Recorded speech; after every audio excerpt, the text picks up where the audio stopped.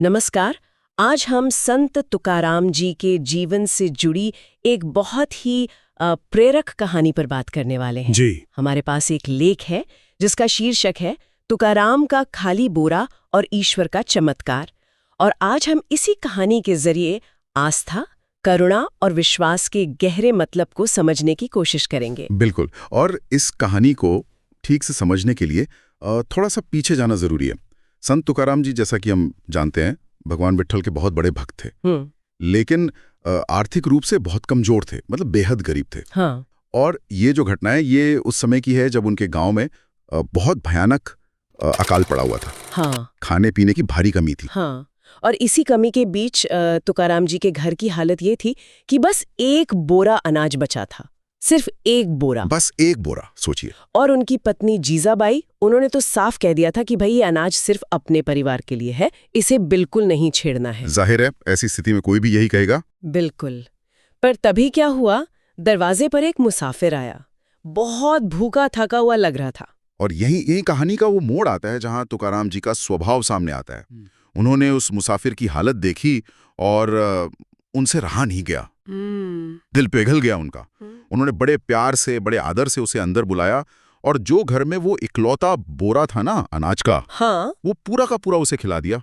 पूरा मतलब अपने परिवार के लिए कुछ भी नहीं बचाया? कुछ भी नहीं, ये जानते हुए कि अब घर में खाने को कुछ नहीं है। ये थी उनकी करुणा। ये तो सच में हैरान करने वाली बात है। और जाहिर है उनकी पत्नी जीजाबाई, वो तो बहुत ही नाराज हुई होंगी। बिल्कुल हुई। उन्होंने पूछा भी कि ये क्या तरीका है भक्ति का? क्या इसका मतलब है कि अपना सब कुछ लुटा दो, परिवार को भूखा मार दो? हाँ, एक तरह से उनका सवाल भी अपनी जगह सही लगता है व्यवहारिक तौर पर। हाँ, व्यवहारिक दृष्टि से बिल्कुल सही। लेकिन तुकाराम जी का जवाब सुनिए। उन्होंने बस मुस्कुरा दिया और कहा, भगवान के भक्त को अन्न देना वो भजन करने से भी श्रेष्ठ है। वाह, मतलब भूखे को खाना खिलाना उनके लिए सबसे बड़ी पूजा थी। हाँ, बिल्कुल। और देखिए, ये सिर्फ दान नहीं था, ये कोई अमीर आदमी का दान नहीं था। ये घोर अभाव में, जब आपके पास खुद कुछ ना हो, तब अपना सर्वस्व दे देना था। ये आत्मत्याग था। यहाँ वो द्वंद्व साफ दिखता है। एक तरफ परिवार की व्यवहारिक जरूरत, पेट पालना, दूसरी तरफ वो निस्वार्थ करुणा, वो दया का भाव। और तुकाराम जी ने करुणा को चुना। उन्होंने करुणा को चुना और उनका ये चुनाव दिखाता है कि अन्नदान, मतलब भोजन का दान, कितना महत्वपूर्ण है हमारी परंपरा में, खासकर तब जब देने वाले के पास खुद ही बहुत कम हो। ये बात सोचने पर मजबूर करती है कि उस जमाने में क्या इस तरह का त्याग सामान्य था या ये बिल्कुल ही असाधारण माना जाता होगा? नहीं, ये यकीनन असाधारण ही था। लेकिन देखिए, भक्ति आंदोलन का एक केंद्रीय भाव यही था कि ईश्वर सिर्फ मूर्तियों या मंदिरों में नहीं है। अच्छा।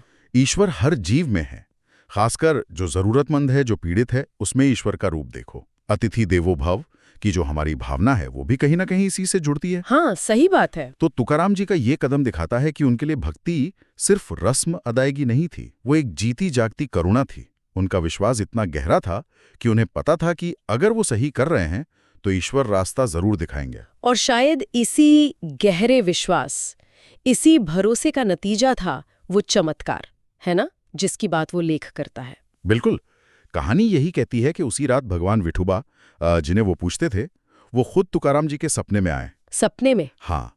और उन्होंने कहा, तुकाराम, तुमने आज उस भूखे मुसाफिर के रूप में असल में मुझे ही अन्न दिया है। चिंता मत करो, अब से तुम्हारे घर का, तुम्हारे जीवन का भंडार वो मैं खुद संभालूंगा। अरे वाह। और फिर अगली सुबह जो हुआ, हाँ, जब जीजाबाई उठी तो वो देखकर हैरान रह गईं। वो अनाज का जो खाली बोरा था, हाँ, वो न सिर्फ फिर से भर गया था, बल्कि उसमें पहले से भी कहीं ज्यादा अनाज था। सच में ये तो कमाल ही हो गया। तो ये चमत्कार क्या उस द्वंद्व का जवाब था जिसकी हम बात कर रहे थे, वो व्यवहारिक जरूरत और आध्यात्मिक विश्वास के बीच का? हाँ, एक तरह से कह सकते हैं। ये कहानी यही तो दिखाती है कि सच्ची भक्ति सिर्फ भावना या पूजा पाठ नहीं है, बल्कि वो कर्म है, दया का, करुणा का कर्म। जहाँ करुणा है वहीं ईश्वर है। बिल्कुल। जहां सच्ची दया है वहीं ईश्वर का वास है। और अन्नदान, वो भी कमी के समय में, वो सबसे बड़ा पुण्य माना गया है। ये घटना इसी बात पर जोर देती है कि ईश्वर अपने भक्तों के निस्वार्थ त्याग और अटूट विश्वास को देखते हैं और उसका फल अवश्य देते हैं।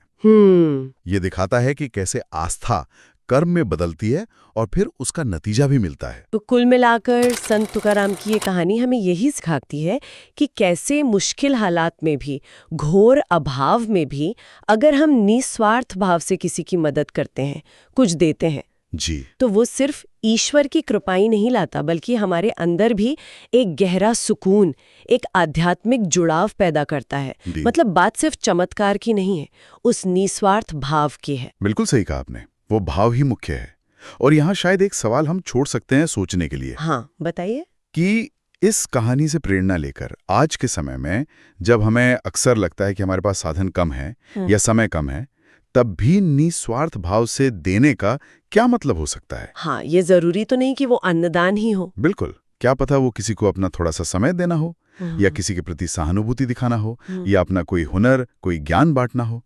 शायद ये सब भी आज के युग का अन्नदानी हो। बहुत ही अच्छी बात कही आपने, ये सोचने लायक है। हमारे चैनल श्री कृष्णा भक्ति को अभी लाइक करें, सब्सक्राइब करें और बेल आइकॉन जरूर दबाएं, ताकि जब भी हम नया वीडियो डालें वो सबसे पहले आप तक पहुंचे।